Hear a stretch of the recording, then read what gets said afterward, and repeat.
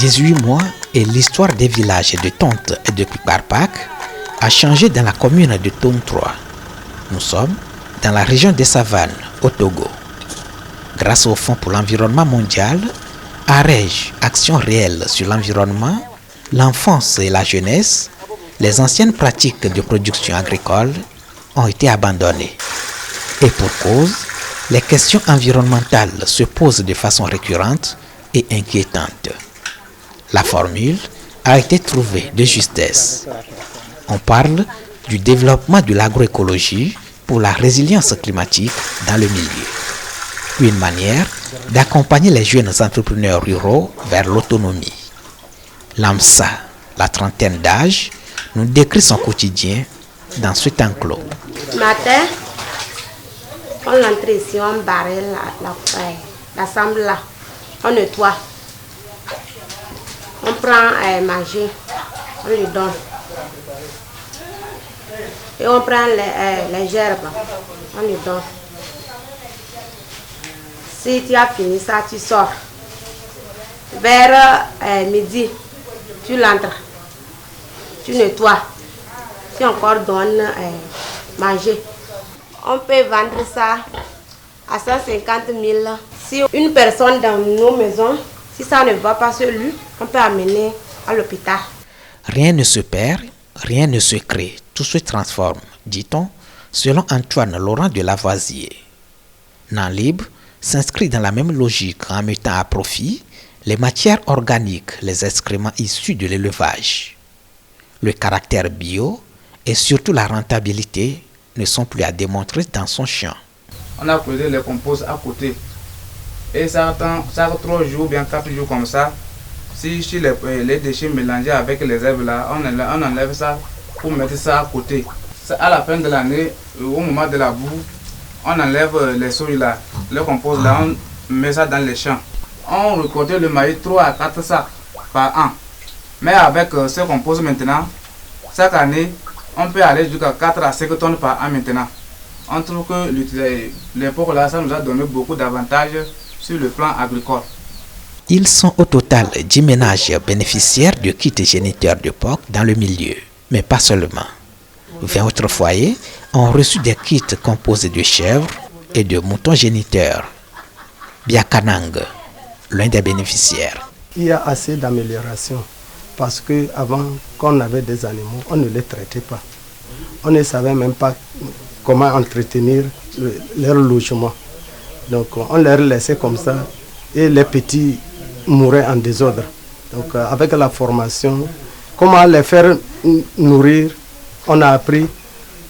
Et comment les soigner, on a tout appris. Et maintenant, il nous a donné la tôle, un paquet de 2,20 €, les attaches, les pointes. Et nous avons construit les logements des bêtes. Donc j'ai eu 2 brebis, un bouc. Sur les 3, les 2 brebis ont mis bas de 2. Donc au cours de 18 mois, j'avais eu 3, mais j'ai 12. Il nous a doté des semences améliorées, donc, telles que le maïs et le riz. Donc comme je suis un agriculteur, j'ai fait aussi assez du maïs. Donc je produis les semences en matière d'agriculture. Et les bêtes nous servent à scolariser nos enfants et nous donner un peu de la chair. Et en matière de santé, s'il n'y a pas de santé, nous vendons ces animaux pour se retrouver en santé. À quelques kilomètres de là, se démontre également l'impact du projet. Ici, ce groupement de femmes spécialisées dans le maraîchage nous livre les techniques en la matière. On est en train de faire pépiner des tomates, oignons. On travaille au retable qui vient, son pépinet. Nous avons mis certaines activités qui contribuent à la lutte contre les zones rurales et pour pouvoir donner les revenus aux ménages. Sur le site maraîcher, nous avons 2 sites maraîchers à Tonte. Un dans le village de Piparpak, l'autre site à Tonte, ici que nous sommes. La campagne précédente, elles ont déjà mis en place les cultures d'oignons, de tomates d'oseille de Guinée, l'aubergine et plusieurs autres spéculations pour envoyer les enfants à l'école et aussi s'alimenter mieux. Surtout, ils ont varié l'alimentation. Le coût du projet est d'environ 36 millions de francs CFA. Le Fonds pour l'environnement mondial FEM et AREJ ont visé l'amélioration de la résilience climatique chez la jeunesse. Nous avons le devoir de contribuer au développement de notre milieu en formant les jeunes. Nous avons montré tout ce qu'ils ont financé, mais la première des choses, c'est le bagage intellectuel. La formation que les jeunes ont reçue a permis de faire tâche d'huile dans les villages et demander aux autres jeunes, restons, tôt ou tard, nous allons récupérer tout ce que nous voulons à partir de ce qu'on a mis à notre disposition.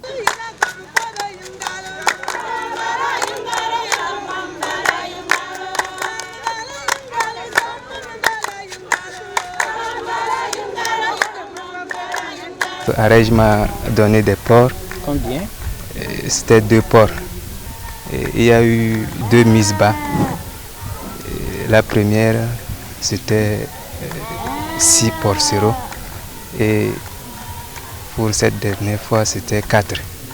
Et les 6 porcereaux, je les avais vendus à 30 000 francs l'un.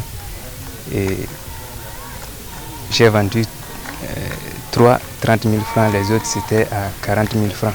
Et j'avais aussi un verra. Ces derniers temps, je l'ai vendu aussi. Et il a coûté 115 000. Donc, vraiment, je peux dire que c'est une entreprise qui m'a beaucoup aidé. Et grâce à ces ventes-là, j'ai pu m'acheter un bœuf cette année. Il y a beaucoup de dépenses à faire à la maison en tant que chef de famille. Ces recettes m'ont aidé à vraiment éponger certaines dettes même qui me tenaient au cou. Donc c'est vraiment bon. Leur succès fait aujourd'hui la fierté des responsables locaux. Heureux de voir la jeunesse des savanes éloignée de la précarité. Tout est changé correctement. Et surtout, notre intérêt le plus, c'est tout le fumier. On prend le fumier, on transforme ça en compost. Et ce n'est pas moi seul. Ceux qui ont eu les porcins, d'autres ont vendu les porcs à 200 000, à 150 000. Les porcins à 20 000, à 30 000 francs. Donc là où je suis, je ne peux pas dire qu'on n'a pas eu de bénéfices. Tout c'est trop même. Sur le papier, le projet achève ainsi sa course. Mais sur le terrain, les acquis vont se fructifier. À cette rencontre d'évaluation, les bénéficiaires ont surpris plus d'un en passant le témoin à d'autres ménages. Ici, on parle de transfert ou encore de partage des acquis pour la pérennité du projet de développement de l'agroécologie dans la région des Savanes.